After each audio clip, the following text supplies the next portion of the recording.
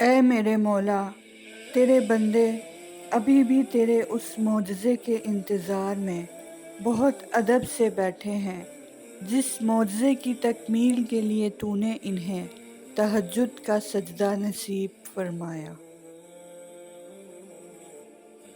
اور سب سے بڑی خوش نصیبی تو تمہارا سجدوں تک آ جانا ہے، دعاؤں میں گڑ گڑانا ہے، اللہ کو منانا ہے، اس کی مان جانا ہے، ہدایت پا جانا ہے، اس دل ناداں کا اللہ پاک سے لگ جانا ہے، اللہ کی محبت میں وقت تہجد اشک بہانا ہے، پھر اسی کی یاد میں سکون پا جانا ہے۔ آزمائشیں طویل ہو رہی ہیں تو سمجھ جاؤ تمہیں چنا جا چکا ہے، اللہ کے پیارے بندوں کی فہرست میں تمہارا شمار کیا جا چکا ہے۔ یہ آزمائشیں اور تکلیفیں بے وجہ ہی مقدر کا حصہ نہیں ہیں، صبر کے کڑوے گھونٹ کے بدلے تمہیں شکر کے سجدے تک لانے کا وعدہ ہے۔ جب تمام راستے بند نظر آئیں اور سب ناممکن لگے، تب یاد رکھنا کہ ایک راستہ ہے جو ہمیشہ کھلا رہتا ہے، اور وہ دعا کا راستہ ہے۔ اس راستے سے گزرنے والے ہمیشہ منزل تک پہنچتے ہیں، کیونکہ لفظ ناممکن میں بھی اللہ نے یقین رکھنے والوں کے لیے ممکن کو عیاں رکھا ہے۔ اللہ جلد ہی کن فرمائے گا اور تم دیکھو گے ان زخموں کا بھرنا بھی جن کی شفا تمہاری نظر میں ممکن ہی نہیں۔ ڈرتے کیوں ہو تم؟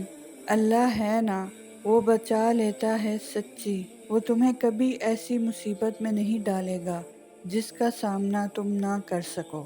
اگر کسی مشکل میں ڈالتا ہے تو دراصل وہ تمہیں اس کے ذریعے بہت کچھ سکھا رہا ہوتا ہے، اور یاد رکھو کہ وہ ہمیشہ تمہارے ساتھ ہے۔ جب تم محسوس کرنے لگو کہ آخری حد تک آزمائے جا رہے ہو تو سمجھ جاؤ کہ تمہارے معاملے کا فیصلہ اور اللہ کی جانب سے مدد کا وقت یقیناً بہت قریب آ رہا ہے۔ بس تم اللہ کی جانب سے آنے والے حکم کے انتظار میں صبر کیے رہو، اللہ کسی بھی حال میں تمہیں در بدر نہیں ہونے دے گا۔ کیا اللہ کے سامنے کچھ ناممکن ہے؟ وہ تو ناممکنات کا رب ہے۔ تو تم دعا مانگتے ہوئے سوچا نہ کرو، بھلے ہی وہ چیز تمہیں ناممکن لگ رہی ہے لیکن اللہ کے لیے کچھ ناممکن نہیں۔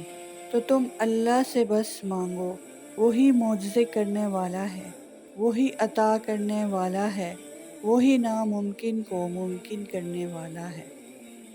اے ابن آدم، ایک میری چاہت ہے، ایک میری چاہت ہے، ہوگا وہی جو میری چاہت ہے۔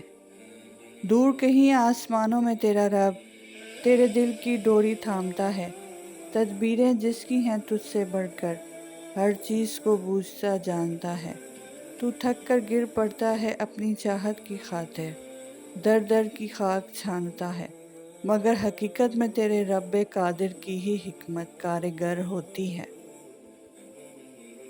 صرف دعاؤں سے معجزے نہیں ہوتے، معجزوں کے لیے سر کو بھی جھکانا پڑتا ہے۔ جب دن میں 5 دفعہ اللہ کو منانے جاؤ گے تو نصیب کیسے تم سے روٹھا رہ سکتا ہے؟ نماز یقین کو مکمل کر دیتی ہے، اور مکمل یقین رکھنے والوں کے لیے ہی تو اللہ کن فرماتا ہے۔ اور ایک دن تمہیں یہ خوشخبری دی جائے گی کہ جسے تم اپنی دعاؤں میں مانگا کرتے تھے، اسے تمہارے ہمسفر کے طور پر چن لیا گیا ہے۔